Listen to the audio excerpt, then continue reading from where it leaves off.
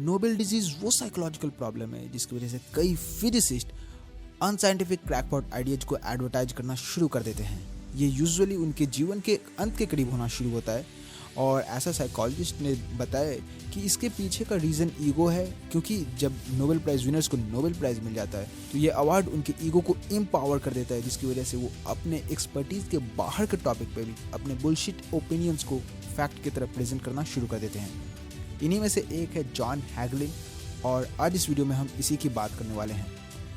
John हैगलिन एक string theorist है और उनके बारे में आपको जो भी जानना है, लाइक स्ट्रिंग थेरिस्ट हैं, उन्होंने किन किन फील्ड्स पे वर्क किया, like super string, super symmetry etcetera. साथ में यहाँ पर अपील टू इमोशन भी है क्योंकि उन्होंने री इस्टैब्लिश वैदिक इंडिया ये भी लिखा है। इंडिया एक सेक्युलर कंट्री है जहाँ पे अलग अलग रिलीजन के लोग रहते हैं। वैदिक इंडिया बोलना मतलब हम दूसरे रिलीजन को डेफिनेटली डायरेक्टली डिसरिस्पेक्ट कर रहे हैं। प्लस यहाँ पर जिस तरह के आर्गुमेंट हमें सुनने को मिलने वाले हैं वो false cause logical fallacy, false equivalence logical fallacy and argument from authority, इन तीनों को क्लासिक रूप में कमिट किया जाएगा। तो वीडियो की शुरुआत करते हैं और देखते हैं कैसे लॉजिकल फैलेसी कमिट हो रही है। Dr. Hagelin is a world-renowned quantum physicist, educator, author, and president. Obviously जैसा कि आपने देखा, इन्होंने शुरुआत करा इस बात से लेकर कि जॉन हैगलिन एक क्वांटम फिजिसिस्ट है, एजुकेटर है और प्रेसिडेंट है, बट ये सभी पॉइंट जो है हमारे अटेंशन को ग्रैब करने के लिए लिया गया है। Of the Global Union of Scientists for Peace, Dr. Hagelin has published over 100 scientific books and articles on fundamental particle physics, electroweak unification, grand unification, supersymmetry, and so as you can see, यहाँ पर अभी सिर्फ scientific ideas की बात की जा रही है, जिसके थोड़ी देर बाद ये अनसाइंटिफिक आइडियाज़ को कंसिडर करना शुरू कर देंगे। इन्होंने प्रेजेंटेशन में शुरुआत साइंटिफिक आइडिया से की है ताकि लोग जो गलेबल है वो इजीली इनके ट्रैप में फंस जाएं और इनकी बातों को सुनना शुरू कर दें। अगर ये शुरुआत में ये कहते हैं कि डॉक्टर जॉन हैगलिन एक वैदिक साइंटिस्ट है तो 90% लोग जो लॉजिकल होते वो इस सेमिनार या इस कॉन्फ्रेंस को देखते ही नहीं। cosmology. He is responsible for the development of a highly successful grand unified field theory based on the superstring, a theory that was featured in a cover story of Discover magazine. Dr. Hagelin is also one of the world's preeminent researchers on the effects of yoga and Now, अब bullshit का शुरुआत शुरू हो जाता है। yogic meditation, including transcendental meditation, on brain development and higher states of consciousness, samadhi and enlightenment. As you can see, अब bullshit धीरे धीरे करके आना शुरू हो चुका है, बट जो लोग ऑलरेडी इनके फर्स्ट स्टेटमेंट को सुन चुके कि ये स्ट्रिंग थेरिस्ट है, सुपर स्ट्रिंग और सुपर सिमेट्री जैसे फील्ड में इन्होंने वर्क कर रखा है, वो ऑलरेडी ट्रैप में फंस चुके हैं क्योंकि उन्हें लगने लगा है कि अब जो भी ये बताने वाले हैं ये बिल्कुल सही होगा। And the use of Vedic technologies of yoga and yajna to diffuse societal stress, prevent crime and social violence, and to promote economic prosperity and societal peace. Dr. Hagelin received his A.B. summa cum laude from Dartmouth College in 1975 and his Ph.D. from Harvard University in 1981. He is currently director of the Institute of Science, Technology and Public Policy and professor of physics at Maharishi University of Management. Very great honor to welcome Dr. John Hagelin. So, अब हमारा authoritative बायस create करने का काम सफल हो चुका है, इसलिए हम डॉक्टर जॉन हैगलिन के बातों को सुनेंगे।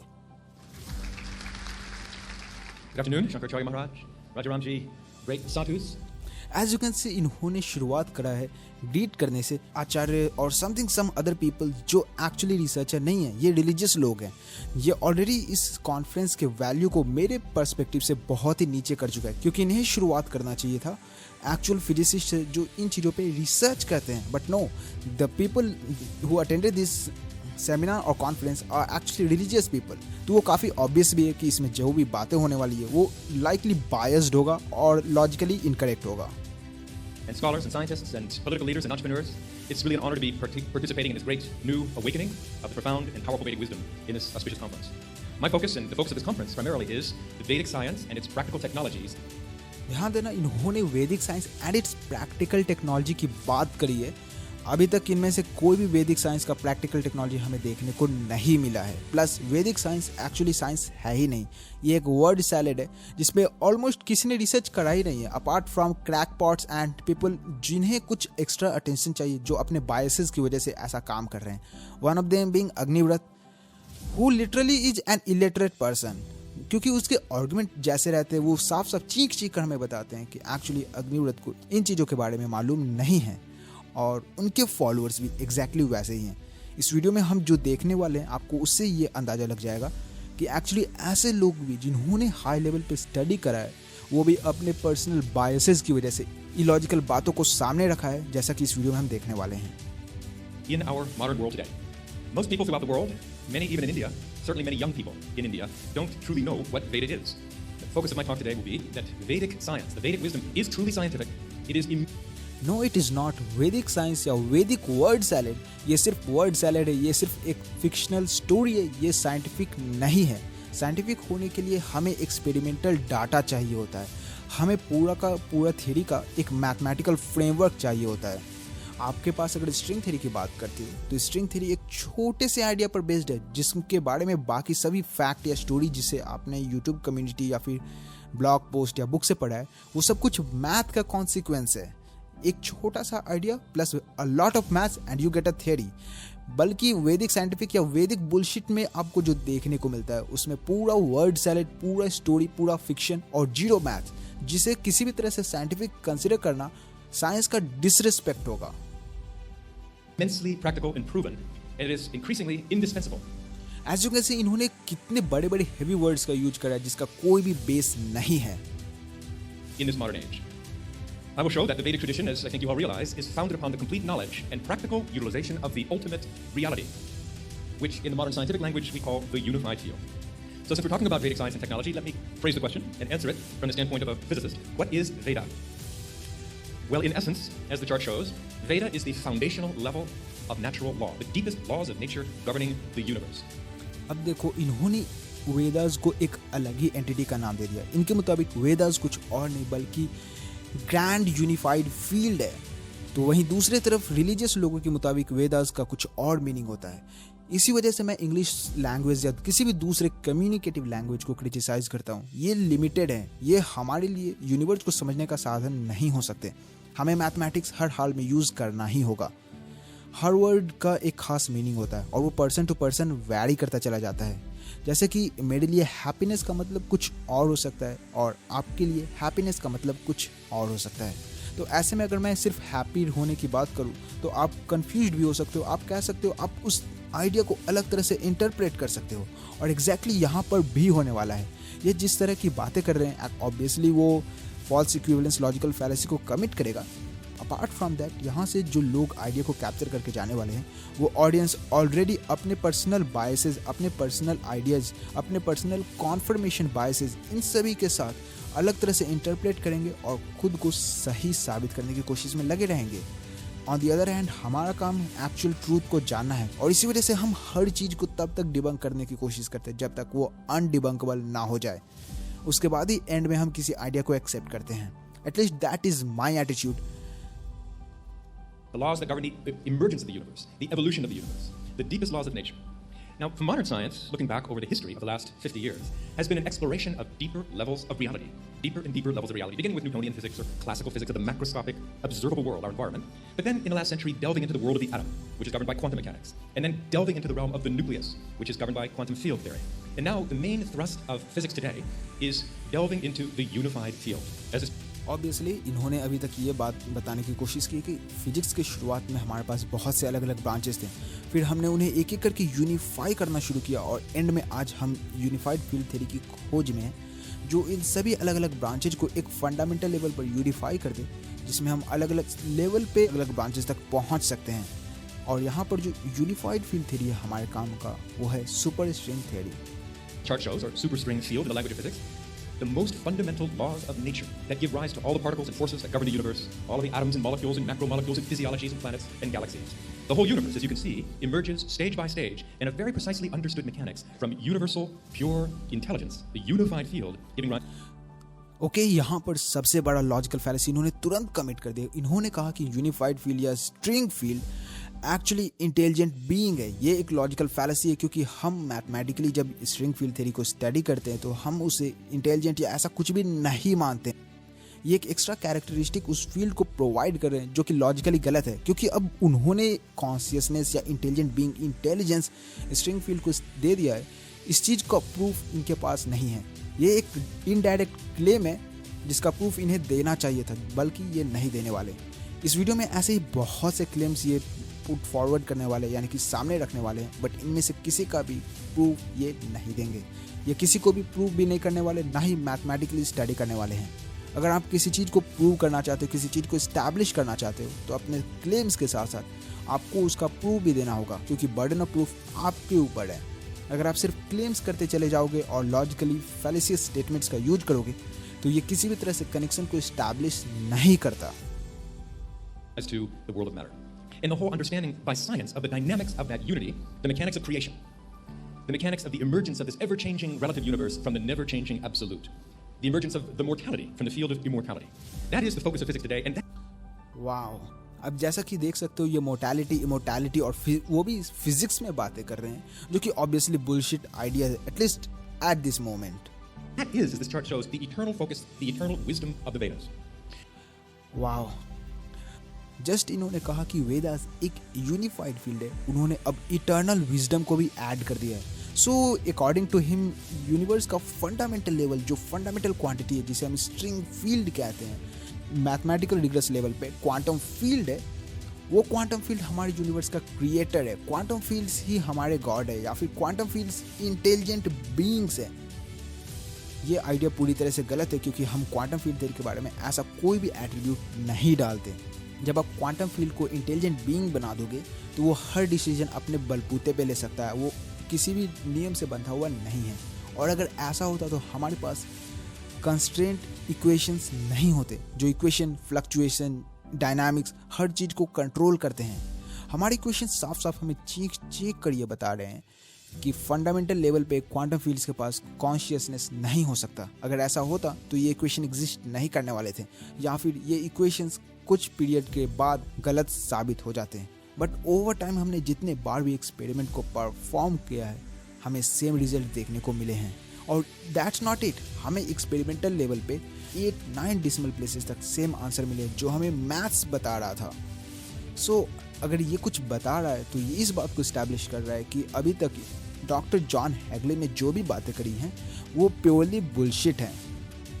In fact, I will claim and then show that the Vedic knowledge no, ये सिर्फ क्लेम करेंगे, ये शो नहीं करेंगे। ये जिस चीज़ को कह रहे हैं कि मैं इस बात को प्रूव करने वाला हूँ, वो भी बहुत सारे छोटे छोटे क्लेम से भरा होगा, बट इतने अच्छे तरह से प्रेजेंट किया गया है कि आप कंफ्यूज हो जाओगे। आप उन पॉइंट्स पे क्वेश्चन रेज ही नहीं करोगे, जिसकी वजह से ये इंटेलिजेंट वे में स्मार्टली चुपचाप निकल जाएंगे, और सामने वाला कंफ्यूज हो जाएगा, या फिर सामने वाला अगर बहुत ही ज़्यादा बायस्ड है, तो वो इस बात से खुश हो जाएगा कि चलो यार, मेरा पॉइंट तो बिल्कुल सही साबित हो गया। The Veda itself is that fundamental dynamics of unity at the basis of the emerging diversity of the universe. That, in the modern scientific language, Veda is the unified field. In showing that, this audience today may not require much convincing, but honestly, in giving us Obviously, this audience does not require much convincing because they are biased people. और इन्होंने just खुद कहा कि Vedas are fundamental field, unified field, और field के ऊपर अगर consciousness आप दे रहे हो, विजडम जैसे वर्ड्स का यूज कर रहे हो, जो कि लोडेड वर्ड है, तो आप खुद को कॉन्ट्रडिक्ट करने की कोशिश कर रहे हो, क्योंकि मैथमेटिकल लेवल पे ऐसा नहीं हो सकता। अगर एक एंटिटी के पास कॉन्शियसनेस है, तो वो मैथमेटिकल इक्वेशन को ओबे करे, ऐसा ज़रूरी नहीं है। अगर आपके पास कॉन्शियसनेस है और मैं आपको कहूँ कि आपको एक स्ट्रेट लाइन में चलना है जिसका इक्वेशन y = x+1 होने वाला है, तो आप इस चीज़ को डिसाइड कर सकते हो कि आप उस लाइन पे चलोगे या नहीं चलोगे। और अगर आपका मन करता है तो आप उस लाइन पे ना चलो। अगर सामने वाला इस बात को ऐसे करने लगता है कि हो सकता है क्वांटम फील्ड ने डिसाइड किया हो कि मैं कर लूँ, आपको कैसे मालूम, तो फिर ये आर्गुमेंट फ्रॉम इग्नोरेंस वाला लॉजिकल फैलेसी कमिट करता है, क्योंकि वो एक क्लेम है जिसका प्रूफ आप नहीं दे रहे। आपको प्रूव करना होगा इन चीज़ों को कि क्वांटम फील्ड ने चूज करा था इन मैथमेटिकल इक्वेशन को ओबे करने का।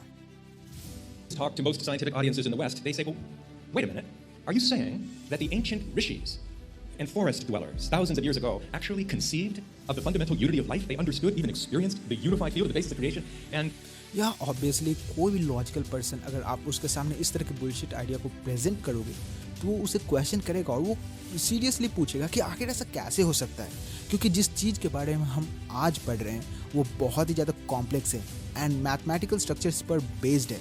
ये मैथमेटिकल स्ट्रक्चर पास्ट में एग्जिस्ट नहीं करते थे, लोगों को इनके बारे में नहीं मालूम था, तो लोगों का स्केप्टिक होना ऑब्वियस है। प्लस अगर लोग इनसे रिलेटेड बातों को कर रहे थे तो वो प्योरली फिक्शन पर बेस्ड था। जैसे कि आज हम एटम के एग्जिस्टेंस के बारे में जानते हैं, but ancient Greek, ancient India में भी एटम के कॉन्सेप्ट को डिस्कस किया गया था, बट उस वक्त वो प्योरली फिक्टिशियस लेवल पे था, रियलिटी या ट्रूथ लेवल पे नहीं था। वो साइंटिफिक आइडिया उस वक्त नहीं था, वो सिर्फ एक फिक्शन या फिलॉसफी था। I will typically say, I hate to disappoint you, but actually, या एज यू कैन सी, जैसा कि मैंने वीडियो की शुरुआत में बोला था, पुजारी, पॉलिटिकल लीडर, मुझे यहाँ पर कोई भी साइंटिस्ट देखने को नहीं मिल रहा है, and most of these people are definitely biased. the Vedic science is in most important respects more advanced and far more practical in its या वैदिक science is more advanced. Wow, ये वही बात है जो वैदिक फॉलोअर्स हमेशा बकते रहते हैं, जो कि पूरी तरह से गलत है। वैदिक साइंस अगर एक्चुअली साइंस होता तो उसके पास ऑलरेडी एक मैथमेटिकल स्ट्रक्चर होता। आप जिस तरह के लॉजिकल फैलेसीज को कमिट कर रहे हो, आप वर्ड्स का मीनिंग ही चेंज कर दे रहे हो। आप कह रहे हो कि वेदास वर्ड से मेरा यूनिफाइड फील्ड से मतलब है, आखिर ऐसा कैसे हो सकता है? आप कहोगे कि गॉड एनर्जी है, सामने वाला कहेगा गॉड ये है, गॉड मैं हूँ। तो आप सब अगर गॉड वर्ड का ही अलग अलग मीनिंग रख रहे हो और किसी एक ने एक खास मीनिंग के लिए उस चीज़ को प्रूव कर दिया, तो आप सभी कहोगे कि ओके मेरा वाला मीनिंग भी प्रूव हो गया, मेरा वाला भी मीनिंग प्रूव हो गया, क्योंकि गॉड तो गॉड है। नो, ये लॉजिकली गलत स्टेटमेंट है। इस तरह के आर्गुमेंट का यूज़ करके आप किसी चीज़ को प्रूव नहीं कर सकते। application than modern science. I'm going to show that. This is what I call my 6-minute detour. I'm going to show, because there are scientists in the audience, that the unified field is the Veda, and the Veda is the unified field. Well, how do you show that? Well, one way is to look at the universe that comes out of the Veda, and look at the universe that comes out of the unified field, and I will show that they are identical. They are identical word salad level पे। Okay, यहाँ पर मैं आपको कुछ small points को भी बताने वाला हूँ। ये क्लेम्स करेंगे बट उन क्लेम्स को प्रूव नहीं करने वाले, और इसकी वजह से ये directly false equivalence logical fallacy. By the way, false equivalence का मतलब होता है आपके पास दो चीज़ है, दो चीज़ की प्रॉपर्टी एक दूसरे से बहुत ही ज़्यादा सिमिलर है, तो आप कहते हो कि दोनों सेम है। जैसे मिठाई और चीनी, आपने देखा कि मिठाई और चीनी दोनों का टेस्ट स्वीट होता है, तो आप कह देते हो कि दोनों सेम ही है।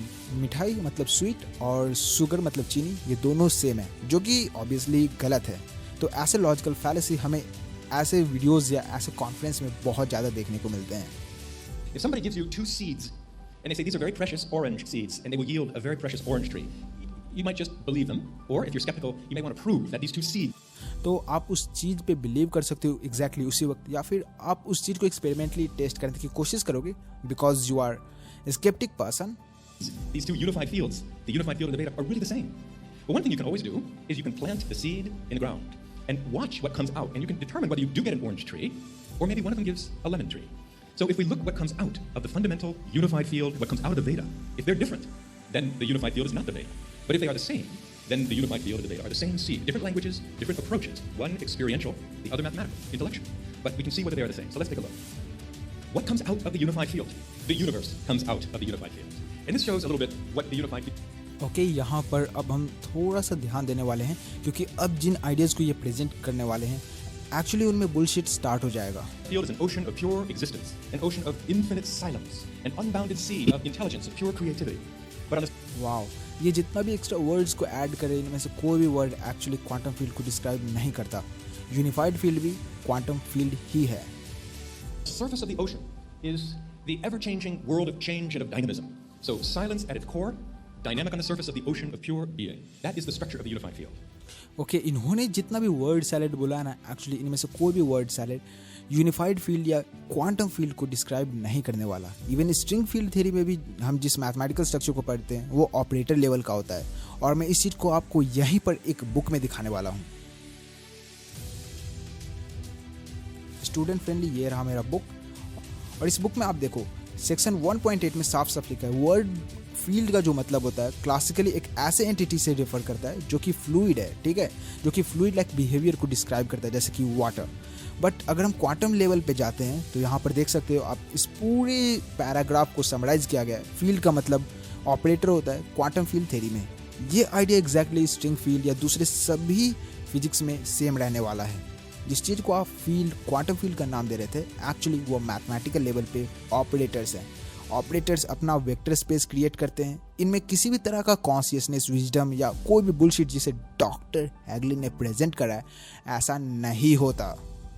तो ऑब्वियसली क्योंकि इन्होंने वीडियो की शुरुआत में बुलशिट आइडियाज़ को प्रेजेंट किया है, आने वाले सभी आर्गुमेंट्स भी इसी तरह से फ्लॉड होंगे और वो इसी पॉइंट पे डिबंक्ड हो चुके हैं। बट हम आगे और भी आइडियाज़ को डिबंक करने वाले हैं ताकि हमें पूरी तरह से पता चल जाए कि एक्चुअली ये जो भी आइडियाज़ प्रेजेंट करते हैं बायस्ड लोग, क्रैकपॉट्स, ये पूरी तरह से गलत होता है। और ये क्लासिक एग्जाम्पल भी बन जाएगा कि किस तरह से आपको लॉजिकल फैलेसीज कमिट नहीं करनी है और हमेशा मैथमेटिक्स के साथ ही आपको बढ़ना है।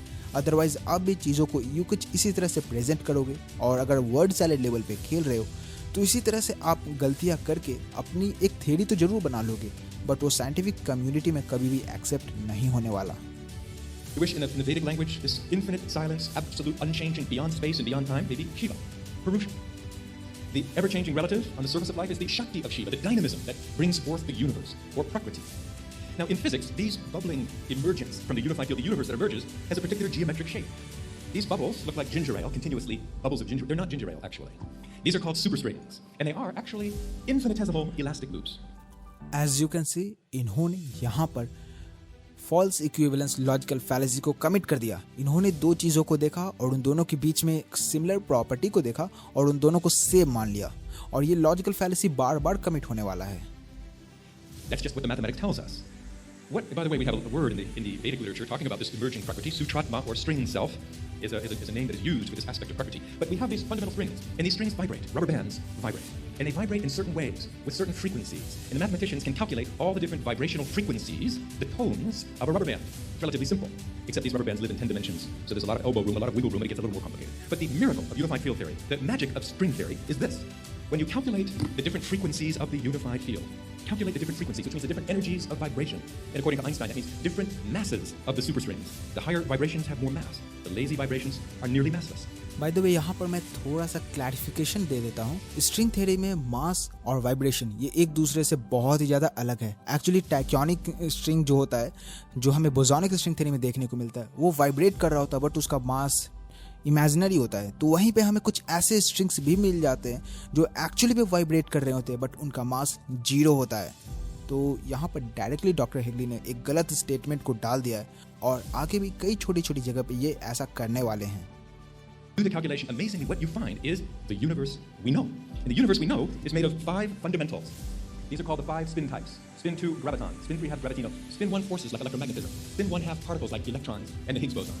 And these 5 fundamental ingredients of the physical universe that come out of the unified field actually have a more holistic description in terms of what are called 3 superfields. The unification of graviton and gravitino give you gravity superfield and so forth, in just this way. But isn't that exactly the nature of the universe that arises from the Vedic, in the Vedic? जैसा कि मैंने बताया, अगर आपके पास एक sweet है और sugar है और दोनों का टेस्ट बिल्कुल सेम है तो आप उसके बेसिस पे ये नहीं कह सकते कि स्वीट और शुगर दोनों सेम चीज़ है। यही लॉजिक यहाँ पर वो लगा रहे हैं और प्रूव कर रहे हैं कि वेदास में जो चीज़ हमें देखने को मिलता है और स्ट्रिंग थ्योरी में हमें जो चीज़ देखने को मिलता है, दोनों का प्रॉपर्टी सेम है, इस वजह से दोनों डिट्टो सेम होंगे। False equivalence logical fallacy, classic mistake. Literature. The Vedic literature, we have the emergence, and this is described in Charak Samhita and in Ayurveda, you have the emergence of the physical body in terms of these 3 very subtle qualities called prakritis, doshas. And these doshas are 3, Vata, Pitta, Kapha. And Vata, Pitta, Kapha are the combination of Akash and Vayu. These are the Pancha Mahabhutas, Tejas and Apas, or fire and water, and Apas and Prithvi, or water and earth. These unifications bring 3 from 5, or 5 from 3. That is exactly the structure we find in physics. And it's not only that we have this mathematical correspondence in the language of physics and the language of consciousness, the language of the Veda. Not only do we have this mathematical correspondence and precise groupings, but it's also what they are. I mean, what is Akasha? Akasha is space. Space is subtle substance, as Einstein would say, space as relativistic fluid. Einstein said that gravity is just the curvature of space which flows like a fluid. This is the ether. This is Akasha. So, wow, actually Albert Einstein ने खुद ether के concept को abandon करा था। Einstein की वजह से ether के कॉन्सेप्ट पे कोई भी आज विश्वास नहीं करता और डॉक्टर जॉन हेगली उसी कॉन्सेप्ट को पकड़ के वेदास से रिलेट कर रहे हैं और फिजिक्स का वेदास में कनेक्शन इस्टेब्लिश करने की कोशिश कर रहे हैं। Wow, that's something. this correspondence of what comes out of the Veda and what comes out of the unified field of physics is exactly the same. So, wow, उन्होंने exactly the same कहा, जो कि मैंने अभी already कई बार बताया कि आपके क्लेम्स गलत हैं और प्लस आप ईथर जैसे कॉन्सेप्ट को यूज़ कर रहे हो जो कि फिजिक्स में यूज नहीं होता। फिजिक्स ने ईथर मॉडल को बहुत पहले अबैंडन कर दिया था।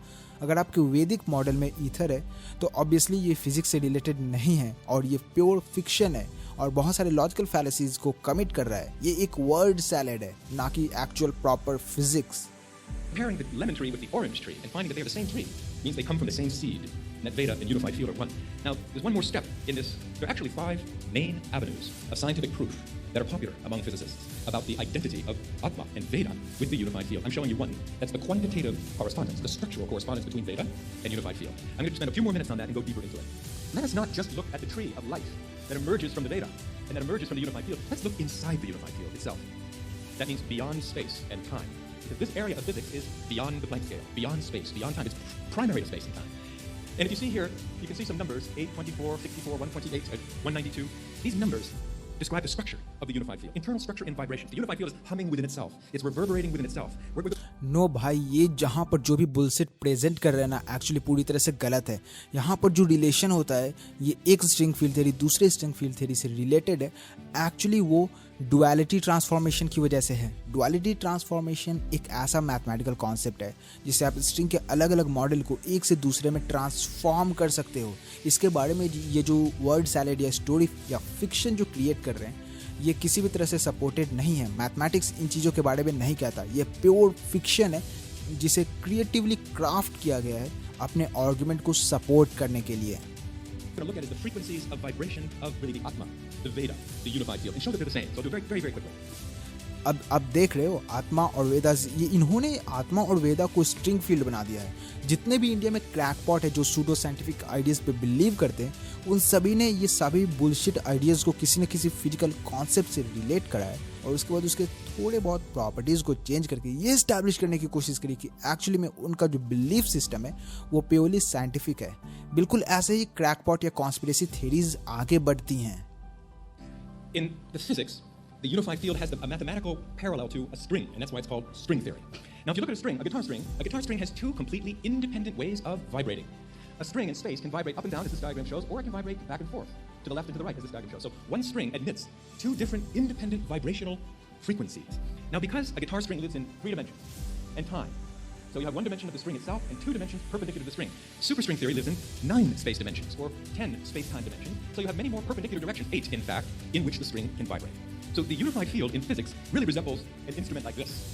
It really only has 1 string, but because of the number of dimensions, the string has 8 independent frequencies, 8 independent tones, 8 resonant frequencies. So when the unified field is described as the superstring, it actually, when this superstring is far removed from life, it's far removed from Chanti Chok, it's far removed from our changing world. It exists at a very transcendental level. But in the process of creating creation, the string theory undergoes a metamorphosis, several of them, an internal transformation.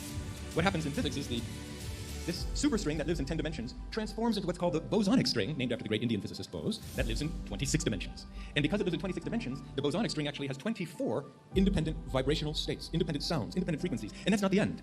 That bosonic string transforms itself again into something called the free fermionic string that has 64 vibrational degrees of freedom. And finally, through a somewhat more complicated mechanism, the last stage of transformation is the fermionic string gives rise to a process called space-time supercompactification, which I show here. You can do this on your own at home. And if you do the math properly, you will discover that the final stage of transformation of the string in preparation to create the universe has a 192-fold vibrational structure. 192 tones or sounds is the unified field reverberating within itself. Why do I go through this? I go through this because if you... again, जैसा कि यहाँ पर आप देख सकते हो, इन्होंने 2 structures को दिखाया, ऊपर और नीचे, और इन दोनों का स्ट्रक्चर काफ़ी हद तक सेम है। यहाँ पर ये again false equivalence logical fallacy को कमिट करने वाले हैं। Compare that structure to the Veda, the Rig Veda, which was described today as the blueprint of the universe by Dr. Nader, the template on which the universe is structured. You see a very similar structure. You see that the Rig Veda, which Maharshi said earlier today, is captured in one sound Ah, representing the totality, the wholeness. But it's a very abstract wholeness. Veda flows to elaborate on itself as Agni Mile Purohipam. That's the first pada of the Rig Veda, first 8 syllables of the Rig Veda, which then further elaborates itself as Yajnasya Devam Ritvijam Hotaram Ratnadhatamam. That's the first richa of the Rig Veda. And then continues to flow to the 64 and 192 syllables of the entire first sutta. It is a sequential unfoldment of unity, represented by Ah, which stands for the Atma, to diversity, through a precise sequence. And that was incredibly beautifully developed by Maharshi Mahesh Yogi in what he calls the Apaurushaya Bhashya of the Veda, meaning uncreated commentary by human minds, because the Veda comments on itself. And the universe itself is a commentary on the Veda, emerging from the Veda and commenting on the Veda. So what we find here is, as we just said, the Veda unfolds from 8 to 24 to 64 to 192. Again, यहाँ पर जो भी कुछ हो रहा है, यहाँ पर सिर्फ क्लेम्स दिए जा रहे हैं जिसका कोई भी प्रूफ नहीं है।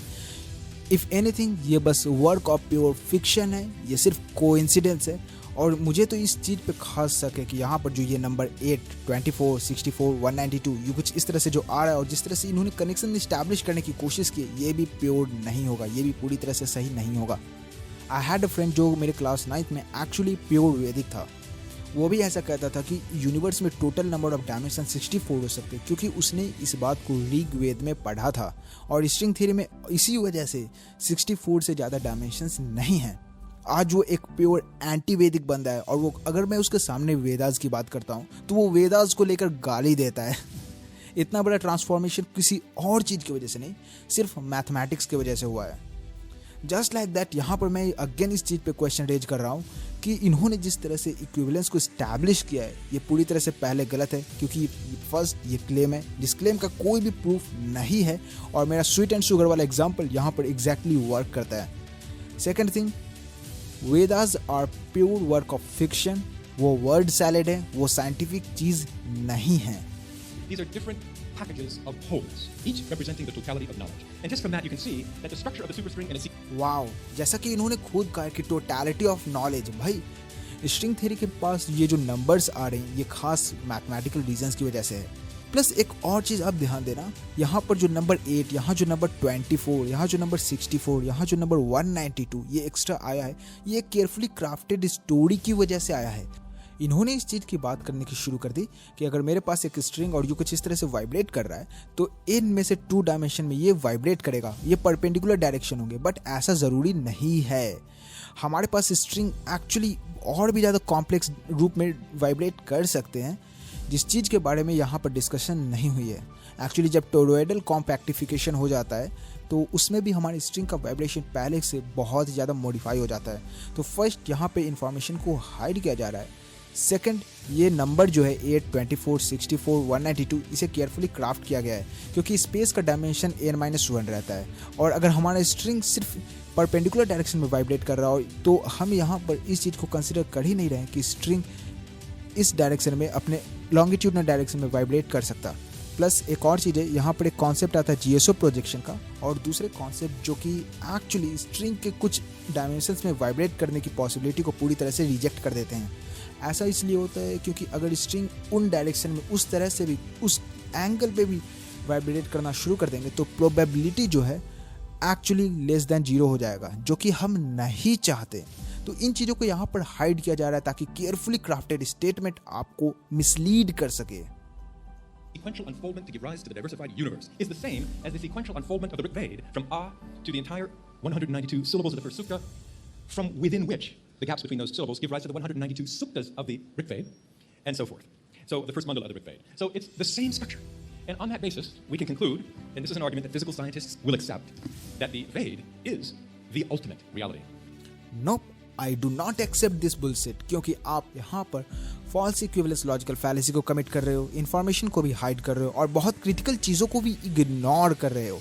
That Veda is the ultimate level of natural law that is immortal, giving rise to the whole field of mortality. The absolute, giving rise to the ever-changing relative. So this is perhaps interesting to some, not to everybody, I'm sure, but interesting to people who want to understand what Veda is in a scientific context. The rest of my comments will be on, okay, what good is it? What I'd like to point out is that the Vedic technologies of yoga and yajna and Ayurveda and stuff. Vedic technology of yoga, wow, there are a lot of people जो इस बात को claim करते हैं कि तुम योगा के जरिए टाइम ट्रैवल कर सकते हो। भाई वो प्योर बुलशिट है। इफ़ एनीथिंग मुझे वो इस बात को दिखा रहा है कि अगर आप योगा के जरिए टाइम ट्रैवल कर रहे हो तो आप डिल्यूजनल पर्सन हो, आपको सीरियस साइकोलॉजिकल मदद चाहिए। But on the other hand अगर आपके पास कुछ वेल स्टैब्लिश्ड प्रूफ है, कुछ अच्छे आर्गुमेंट है तो आप उसे मेरे सामने रखो। अगर मैं उसे डिबंक नहीं कर सकता तो मैं खुद उस चीज़ को एक्सेप्ट करूंगा और इवन इस चैनल पर वीडियो बनाकर भी डाल दूंगा। Jived, architecture, and so forth. These Vedic technologies, based on the Veda, are really unified field-based technologies. Wow. Technologies based on the practical application of the unified field. Let's take a quick look at one. Let's look at yoga, and if you wish, the physics of yoga. Yoga is 8 limbs of yoga, Ashtanga yoga, and I'll be focusing my few comments on what's called Dharana, Dhyana, Samadhi, the meditative science of yoga. Okay. Now, from the standpoint of physics, what is consciousness and what is yoga? Well, as we've already seen, the universe is structured in layers of creation, from superficial to profound, from diversified to unified. From this perspective, you might be surprised to learn that human consciousness, that the mind, has a parallel structure, an exactly parallel structure. Okay, यहाँ पर मैं इस बात को बता देता हूँ कि मेरा पर्सनल ओपिनियन जो है कॉन्शियसनेस के बारे में वो इमर्जेंस वो एक्चुअली इमर्जेंस थ्योरी से रिलेट करता है। जैसा कि अगर मेरे पास बहुत सारे एटम्स हैं तो मैं उन एटम्स को देखकर ब्यूटी के कॉन्सेप्ट को सामने नहीं रख सकता, क्योंकि ब्यूटी सब्जेक्टिव है। अगर आप एक पेंटिंग को देखते हो और एक अगली पेंटिंग को देखते हो, ये वाला अगली है और ये वाला ब्यूटीफुल है, तो ये दोनों एक्चुअली सेम एटम से ही मिलकर बने हो सकते हैं। जिस तरह का कलर इसमें है, एग्जैक्ट सेम तरह का कलर इस वाले पेंटिंग में भी होगा, but still somehow the notion of beauty ये दोनों के लिए अलग अलग है। रीजन ये हो सकता है कि एक्चुअली जिस लेवल पे एटम्स एक दूसरे के साथ अरेंज्ड है, जिस लोकेशन पे एटम्स है, लाइक यहाँ एक एटम, यहाँ एक एटम, यहाँ एक एटम, यहाँ एक एटम, ये एक्चुअली एक दूसरे के साथ मिलकर एक न्यू एंटिटी को इमर्ज करवा रहा है, जो फंडामेंटल लेवल पे एग्जिस्ट नहीं करता। ब्यूटी का कॉन्सेप्ट एटॉमिक लेवल पे एग्जिस्ट नहीं करता है, ये सिर्फ सुपरफिशियल लेवल पे इमर्ज हो जाता है, जो नोशन हमारा ब्रेन क्रिएट करता है। जस्ट लाइक दैट हम कॉन्शियसनेस के बारे में बिलीव करते हैं कि हमारा बॉडी, हमारा ब्रेन, हमारा न्यूरॉन सब कुछ एटम्स और इलेक्ट्रॉन्स, पार्टिकल्स से मिलकर बना है। तो ये एक दूसरे से जिस तरह से इंटरैक्ट करते हैं क्वांटम मैकेनिकल बिहेवियर की वजह से, ये एक फंडामेंटल लेवल पे कॉन्शियसनेस जैसे एंटिटी को इमर्ज करवाता है। कई ऑथर्स के कई बुक्स में मैंने ये भी पढ़ा जो कि इस बात को सामने रखता है कि रिसर्चर्स के मुताबिक कॉन्शियसनेस कुछ और नहीं बल्कि एरर करेक्टिंग मैकेनिज्म हो सकता है हमारे ब्रेन का। बट ये सभी आइडियाज़ प्योर साइंटिफिक नहीं है, इनमें बहुत ज़्यादा कंट्रोवर्सी होता है, तो मैं इनमें से किसी को भी सपोर्ट नहीं करता। So in the Vedic literature of yoga, mind can be divided into superficial to profound. At the surface level of mind, we have Vaikari, which is concrete thought, articulated thought. Subtler than that is Madhyama, abstract conceptual thought. This is the world of the mathematician, maybe the world of the physicist. Deeper than Madhyama is Pashyanti, which is the finest feeling level of the mind. And beyond that is the transcendental, beyond concept, beyond the mind, beyond the thinking mind. Now, amazingly, mathematicians have been busy. As I said, यहाँ पर इन्हें पहले prove करना होगा कि mathematical structure like number system और mind का complexity ये दोनों सेम होना चाहिए था। जैसे कि यहाँ पर हम जिस नंबर सिस्टम्स की बात कर रहे हैं, एक्चुअली हम इन्हें प्योर मैथमेटिकल लेवल पे कॉम्प्रीहेंड कर सकते हैं। Mathematicians have been corroborating, have been verifying this exact same structure. In fact, the mathematicians have divided it up a little bit in greater detail. So the mathematicians have identified different levels of mind, from the very narrow concrete to the most expansive, most holistic, most powerful, most comprehensive level of mind. So if we start with the crude, we have the counting numbers 1, 2, 3. You master those numbers, you're perfectly prepared to go shopping. This is what you go to the store, you get 3 apples. Subtler than that is the whole numbers, almost the same, but a little more abstract. It includes 0. Then we have the integers, the negative numbers, which are a little more abstract, perhaps, but more powerful. Every level is becoming much more powerful. And then you have fractions, which most of us are familiar with, and that is the end of articulated mathematics. Then comes these levels called real numbers, complex numbers, and function spaces. You can't even write these numbers down. Wow, you can't even right this numbers down. भाई complex number को तो हर कोई लिख सकता है, complex number हमें class 12th में पढ़ाया जाता है, तो ओके मैं आपको यहाँ पे फॉरगिव कर सकता हूँ because you are just trying to be dramatic. Spoken, but conceptually they exist. This is the level of Madhyama, abstract conceptual thinking. Deeper than that, we have the level of most expansive concepts, slipping beyond human comprehension. Those are limits of function spaces and products of function space. And then finally, what the mathematicians call the universe of sets. This is infinity beyond comprehension. This is consciousness beyond comprehension. This is transcendental consciousness. Wow, जिस चीज़ को हम समझ नहीं सकते, यहाँ पर exactly वही problem है। अगर आप किसी चीज़ के बारे में क्लेम कर दोगे कि इस चीज़ को आप नहीं समझ सकते, तो वो एक अनफॉल्सिफाइबल क्लेम बन जाता है। और उस चीज़ के बारे में मैं सिर्फ इतना बोलना चाहूँगा कि वो साइंटिफिक किसी भी तरह से नहीं है, और आप जो बात कर रहे हो वो एक्चुअली इलॉजिकल है। And these levels of mind actually correspond to the physical world. You need these different levels of mathematical sophistication, mathematical expansion, mathematical power, mathematical abstraction to handle, to comprehend physics at the quantum mechanical level, at the quantum field theoretic level. And at the unified level, truly to comprehend the unified field, the Atma, that's beyond conceptual grasp. That is direct experience in samadhi. So now what is yoga? इन्होंने सीधा ये कह दिया कि experience level पे आप इन चीज़ों को नहीं समझ सकते, और मैं पक्का बोल रहा हूँ कि ये योगा वाली चीज़ में इस चीज़ को रिलेट करेंगे, जो कि अगेन एक्सपीरियंस से ही रिलेट हो जाएगा। तो यहाँ पर आप देख सकते हो एक अलग ही लेवल पे हिपोक्रेसी दिखाई जा रही है। ये पहले क्लेम करते हैं कि आप इसे एक्सपीरियंस के जरिए नहीं समझ सकते, और दूसरी तरफ योगा से रिलेट करते हुए ये बताएंगे कि आप योगा के जरिए इस चीज़ को समझ सकते हो, जो कि अगेन एक्सपीरियंस के अंदर ही आता है। So the mind exists on different levels. Yoga and yogic meditation specifically, transcendental meditation, for example, is a powerful set of techniques to take our outwardly directed attention powerfully within, to explore deeper and deeper and deeper levels of mind. Then slipping beyond mind, we have the experience of the transcendent reality, the Atma. This is the state of what is called samadhi, transcending thought, the direct experience of the universal self. Now, this Vedic understanding is now a modern scientific understanding as well. The meditative state, samadhi, is now established as a fourth major state of consciousness. It's not waking, not dreaming, not sleeping, it's samadhi. It has its own neurophysiology, profound orderliness of brain functioning, global extension of coherent functioning of the brain, and its own state of body. It brings a level of rest much deeper than sleep. Deep rest, for example, has powerful effects at dissolving stress and preventing stress-related illness. For example, studies, and we'll talk about the practicality of Vedic medicine later in the conference, but every major category of disease markedly reduced simply by the regular experience of the transcendent. Heart disease, radical reduction in heart disease, heart attack, stroke, and death through transcending. And the U.S. government and the American Heart Association recently recognized in a formal national policy recommending doctors prescribe transcendental meditation. Because among all the different mental exercises and relaxation techniques that exist, they found, in the biggest study ever done of its time, that it's really only transcendent. And transcendental meditation is a very easy, effortless way of transcending that actually lowers blood pressure, actually prevents heart disease, prevents stroke, prevents death. So this is real. Healthcare costs in major studies go way down, even among senior citizens, whose health expenses tend to be very high when they learn to transcend. So in this context, let me mention that Vedic medicine, Ayurvedic medicine, is really Atma-based, unified field-based medicine. It's quite remarkable. ये एक claim है जिसका कोई भी proof अभी तक हमें देखने को नहीं मिला है। आप अगर क्लेम पे क्लेम करते चले जाओगे और आप किसी भी बात को प्रूव नहीं करोगे तो आप एक्चुअली इलॉजिकल बन रहे हो। आप जिन चीज़ों के बारे में हमारे सामने बात कर रहे हो, आप जिन आइडियाज़ को प्रेजेंट कर रहे हो, अगर आपके पास उनका प्रूफ नहीं है तो मेरे पास इस चीज़ के लिए कोई रीज़न नहीं है कि मैं उस पर बिलीव करूँ। मैं उसे एग्जैक्टली बुलशिट कह सकता हूँ और कहूँगा।